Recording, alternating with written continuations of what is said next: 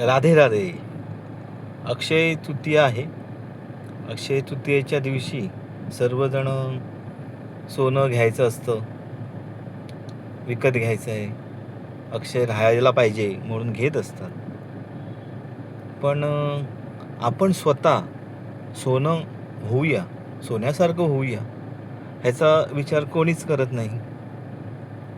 कसं असतं, खूप वेळा काही गोष्टी आपल्या जवळ असून पण आपण त्याच्यावर विश्वास ठेवत नाही. आता द्रौपदी, जिचं डायरेक्ट कनेक्शन श्रीकृष्ण भगवंताशी होतं आणि तिला त्यांनी एक अक्षय पात्र दिलं होतं. ते सोन्याचं नव्हतं, पण त्याचा जो अक्षय कधीच होणार नव्हता, क्षय होणार नव्हता, अक्षय तसंच राहणार होतं.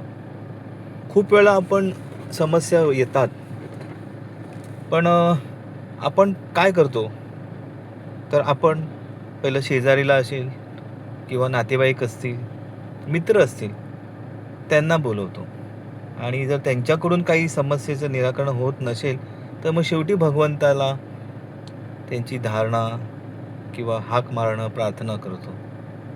तर त्यावेळेला जर आपला विश्वास असेल भगवंतावर, तर डायरेक्ट जर कनेक्शन जसं द्रौपदीचं होतं, तसं तुम्ही पण जेव्हा जेव्हा तुमच्या आयुष्यात समस्या येतील, तर त्या निवारण्यासाठी भगवंता श्रीकृष्ण याची शरण जाणं किंवा त्यांचा धावा करणं हे गरजेचं आहे.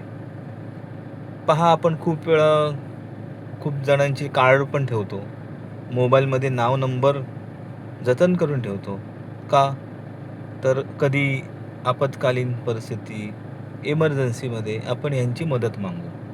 पण आपण विश्वास ठेवत नाही ज्या भगवंतावर, की जो भगवंत ही सृष्टी निर्माता केलेली आहे, पूर्ण निर्माण त्याने केलं आहे. या चराचराचा तो स्वामी आहे आणि त्याच्या आज्ञेशिवाय काहीही होत नाही. तर त्याच्यावर श्रद्धा, भक्ती आणि विश्वास ठेवून जर आपण आपल्या संकटाच्या वेळी त्याची मनधरणी केली, प्रार्थना केली, तर नक्कीच तो आपल्या मागे उभा राहील. धन्यवाद. राधे राधे.